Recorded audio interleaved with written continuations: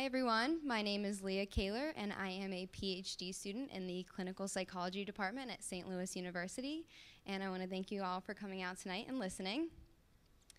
So having an identity is super important, right? As a child, I really could not figure out what I wanted my identity to be. I joined a lot of different clubs and went to a lot of different activities, and I really could not figure out where I fit in. I had my parents take me to numerous dance classes and horseback riding lessons and figure skating, and then we finally ended up at a gymnastics practice.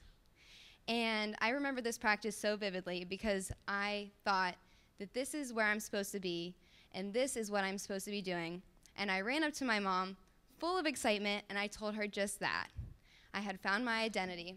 I was going to be a gymnast. Now, the thing about the sport of gymnastics is that it's an all-or-nothing sport. So whenever I decided that I was going to do gymnastics, I decided I was going to give it my all. It completely consumed my life, and I fell in love with it.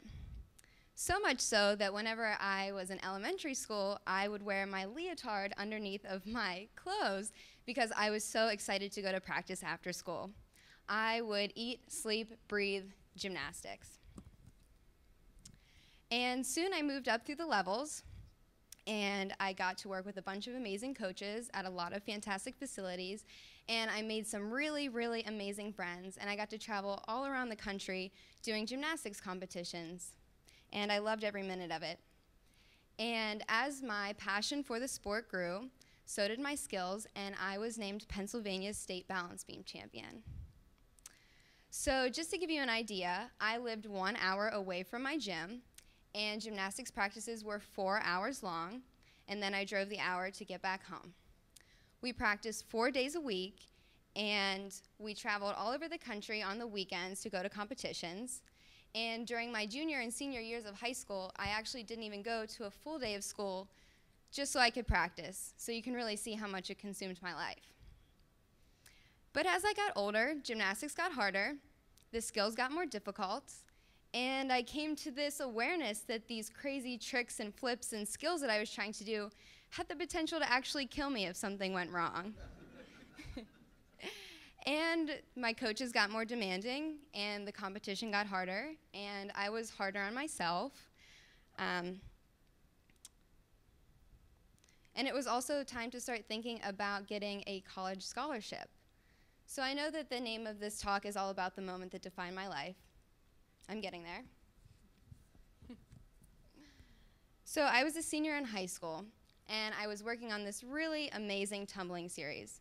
Round off, back handspring, whip back, full twisting layout. It was awesome, but I wasn't ready to put it into my floor exercise routine yet. I wasn't brave enough. And my coach came up to me and told me, Leah, today's the day. You're gonna put this tumbling series into your floor exercise routine. I was not happy. I was feeling very nervous. I didn't want to do it. And my coach said to me, don't you trust me? I wouldn't tell you to do something unless I thought that you could do it. And as a gymnast, we learn to literally put our lives into the hands of our coaches. And so that's what I did. I got ready for my floor exercise routine, and everything was going great. It was time for the new tumbling pass, and I threw it. And then I heard a crack, and I opened my eyes, and I was on my hands and knees, completely paralyzed. I couldn't feel anything. I couldn't scream. I couldn't move. I had no idea what had happened to me. I wouldn't describe it so much as pain as I would numbness. So I opened my eyes, and I looked down, and I saw that my kneecap had moved from where it was supposed to be to all the way back here. And it felt like an eternity until my coach came and helped me, and he twisted my leg in such a way that my kneecap went back into the correct place. And we went to the hospital, and I was told that I was lucky that I didn't need to have surgery, and that I would just have to wear this immobilizing brace for a couple of months. So I chose to think of it as a mini vacation, and that I would be back in the gym just in a few short weeks. And so I just kind of started to enjoy catching up on television shows and having friends and family come and visit me. So let me tell you a little bit about the leg brace that I had to wear. It started up at the top of my thigh and went all the way down to my ankle with a metal rod completely going down the back so I couldn't move at all. I had to wear this brace at all hours of the day, including whenever I slept. I also wasn't allowed to put any weight on this leg, so I had to get around using crutches. So I had gone from being a junior Olympic gymnast to being a junior Olympic couch potato with a gold medal in Netflix. And this may seem very funny right now, but it really was the lowest point in my life. But then it was time for physical therapy, and I was really excited to start moving again. I thought, I'm a flexible person. This shouldn't be any problem at all. I'll be back in the gym in no time. I couldn't have been more wrong. My physical therapy sessions were pure hell. I had searing pain from any movement. Every session I had tears streaming down my face. I came to the realization that I might never walk again properly, let alone ever do gymnastics.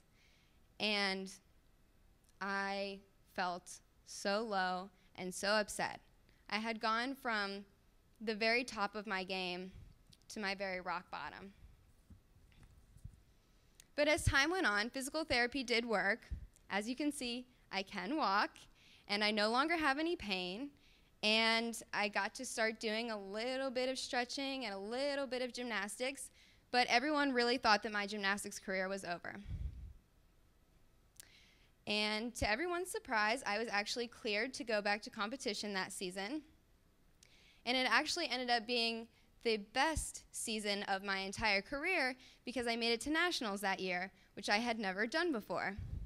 And in the flurry of all this excitement of my recovery and of making it to nationals, I was offered a college scholarship to do gymnastics. And I accepted it, and I did several more years of gymnastics there, which was incredible.